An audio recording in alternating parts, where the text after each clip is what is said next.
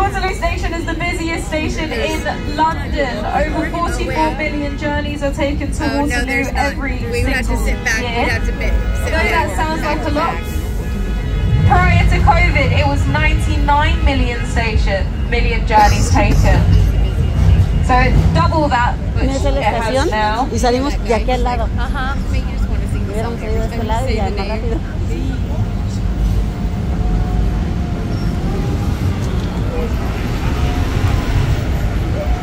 Just trying to gauge a understanding of the city. Anyway, that building we can see just in the middle. That is the BFI, also known as the British Film Institute. It's where all the films get age rated in the UK. Yes, that building. See? It's also a great advertising space, as you can see it from very far away.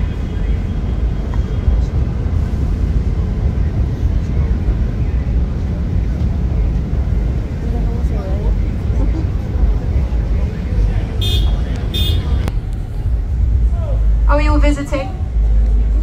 Are we all having a good time? Yes. Oh, that's good. I love when people visit London. Has anyone been doing anything really, really fun?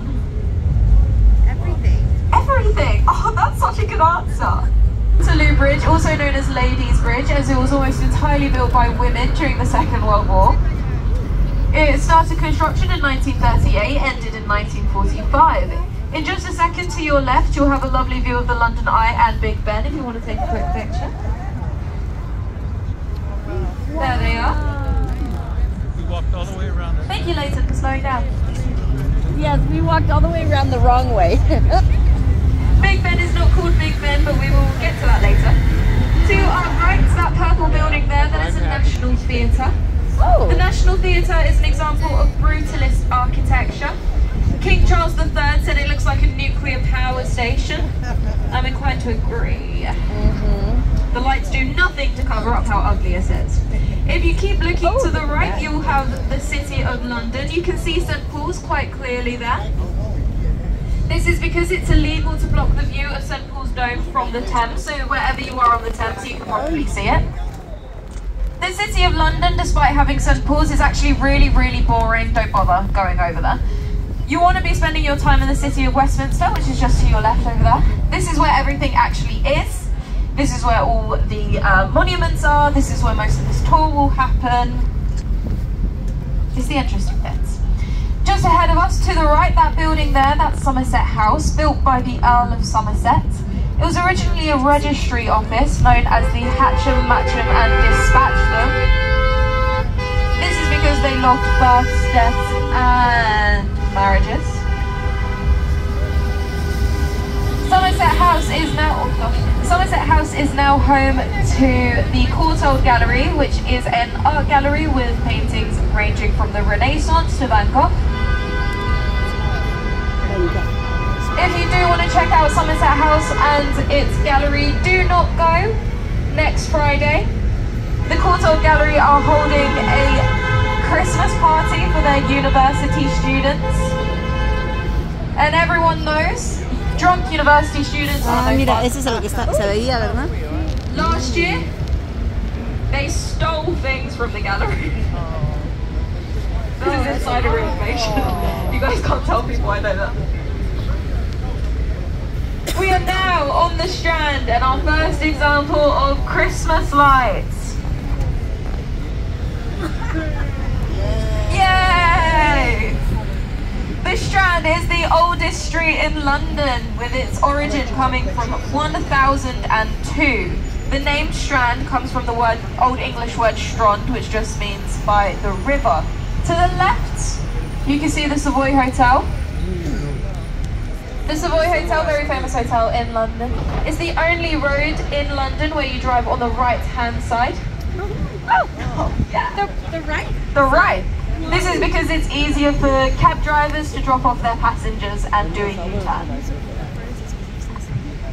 Now, the lights of the Strand. The Strand only started doing their lights not too long ago. And you can probably tell because they're still not great at it.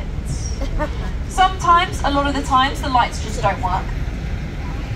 There's already a couple broken lights you might be able to spot if you have keen eyes.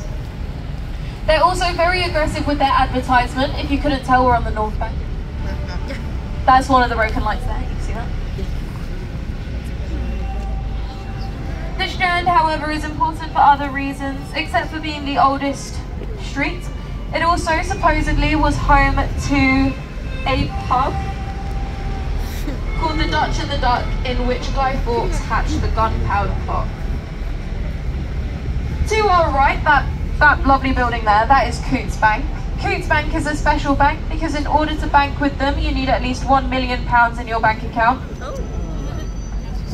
They were in the news recently because they dropped Nigel Farage from their accounts, and Nigel Farage was very upset about this, saying, I have more than £1 million in my bank account. But now he's on I'm a Celeb, so maybe he doesn't.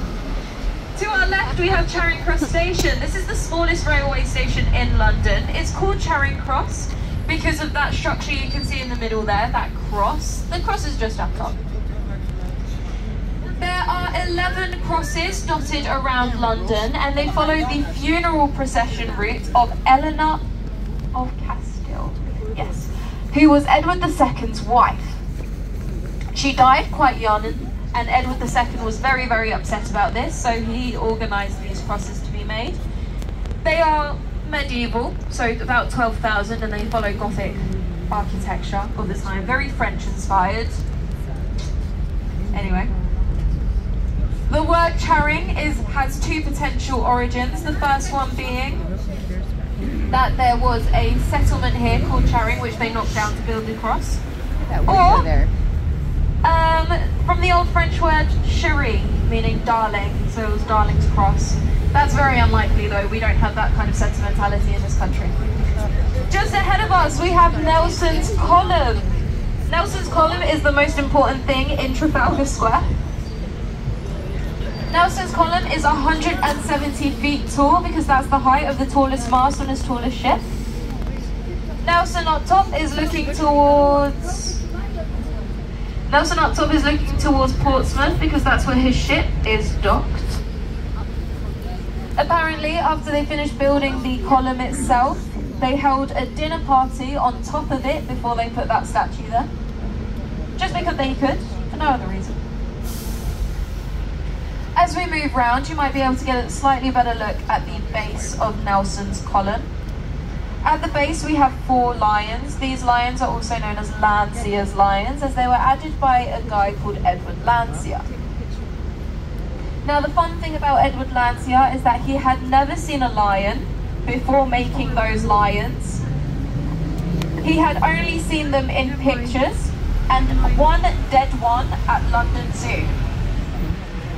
Because of this, he didn't actually know how to sculpt lions, so he based them off of his pet Labrador.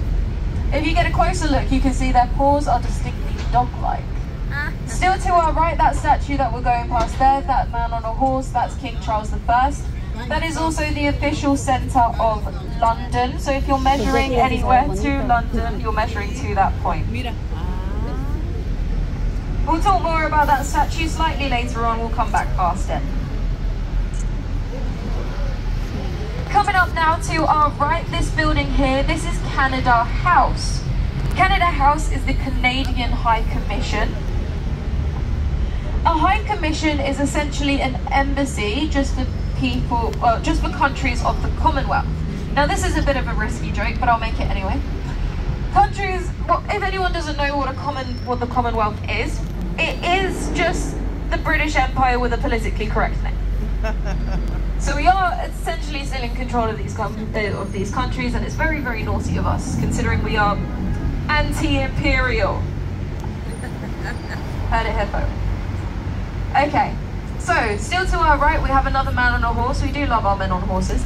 This is King George III. King George III is also known as Mad King George because he suffered from a mental illness that meant he struggled to separate delusion from reality.